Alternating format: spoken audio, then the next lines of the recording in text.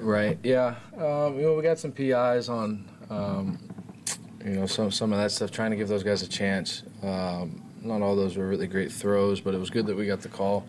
And then, like you said, I thought Keith played really well today. Had a good day, but I don't know. I don't know why it's not happening or what the reason is. The play comes in, and there's shots called throughout the game, and we're not executing. Not a good game for A-Rob today. You only targeted him 3 times. Were you expecting better production after the meeting on Monday? Yeah, they did a lot of stuff to take him away. They played safety over top of him a lot, which kind of limits you a little bit as an X receiver by yourself. But I thought he did a good job of staying into the game, staying involved, and making a big play when it counted. He had a big catch on the right side, pick up a first down. But they did some stuff to take him away, and then I think that kind of allowed Marquise to have a big day, and he did a good job taking advantage of that.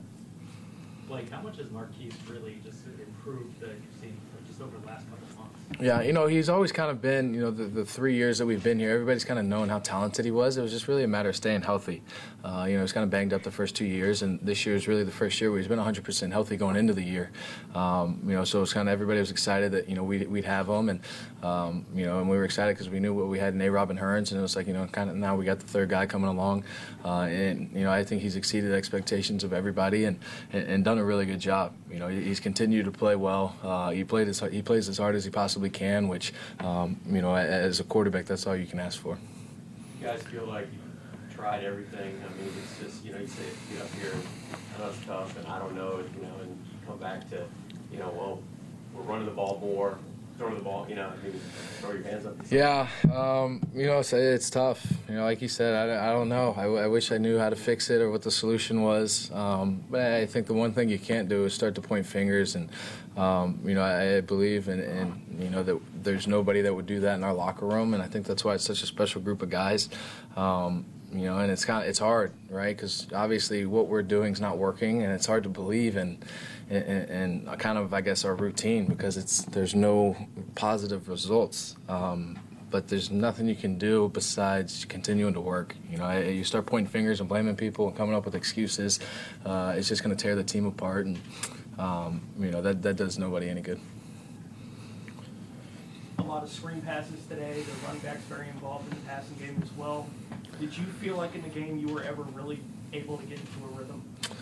It felt good. Missed a couple throws, but it felt fine. Throwing the ball, I thought, we were in a rhythm. We had talked about working some screens. We wanted to get some in the red zone, and I think we got a couple down there, and then we got some in the regular field.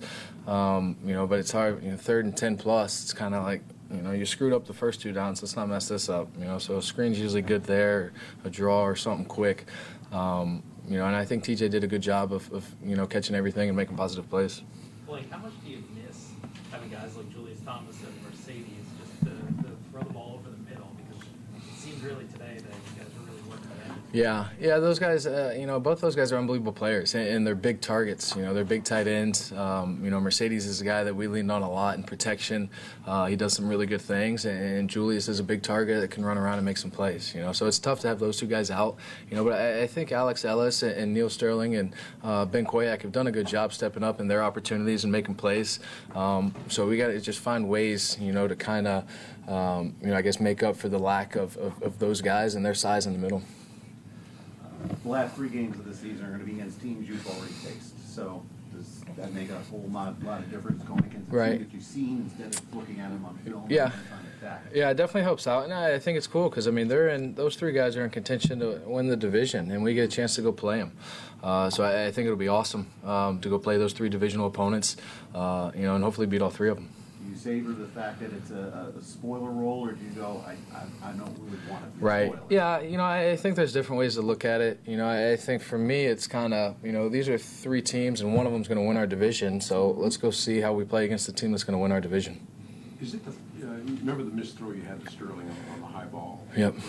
Is it throws like that you feel hold back this offense more, or is it more or less missing the plays downfield when they are? Yeah, I think it's all of it. I think The plays down the field, we talk about it all the time. When we take a shot down the field, we're expecting 40% completion on what we consider down the field throws. So we know those are low percentage throws, but it's about giving guys an opportunity to go make a play. And like today, get some PI calls. The one to Neal across the middle, it's like, those we're expecting to complete those. We're expecting to have that and move the chains and stay on the field. So I think those hurt you a little more. I think overall it's just a lack of consistency really in all phases. Blake, has Marquise become sort of the go-to rely guy at this point?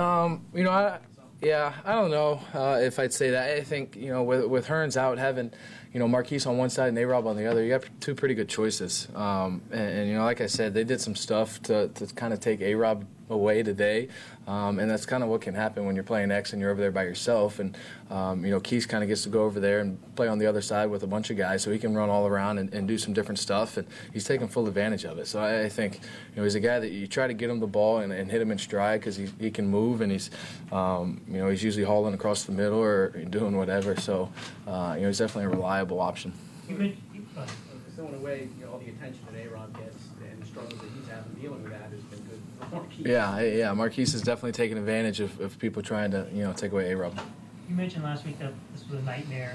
Are you just, at this point, counting down the days so you can exhale, reboot, and try to fix your issues? Yeah. I wouldn't say that.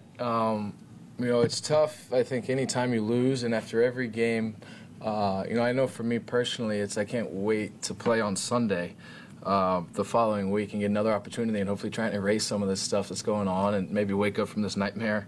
And it's just kind of, you think about more so, with these last 3 weeks left and then having to live 6 months until you get another opportunity, I think is more fearful than counting down the days till it's over. I don't want to have to go through those 6 months. Okay, Blake, on the other hand, would it be just easier to just, whether it's A-Rob or whether it's Hearns or Marquise or even Walter for that matter, just to throw one down the field long, 60 or to just loosen something, right? things up too. Yeah, that stuff's tough. And we talk about all the time whether you complete those or not. It scares the defense a little bit. With them knowing that you have the ability to do that stuff. And we didn't really connect on any of them today, but I think we got 2 or 3 PIs. And definitely missed, some. I know missed Marquise in particular on a post. But I think it's good. It's good to be able to do that stuff and air it out a little bit and let them know you can do that. And there is a threat of a deep ball. Good, thanks.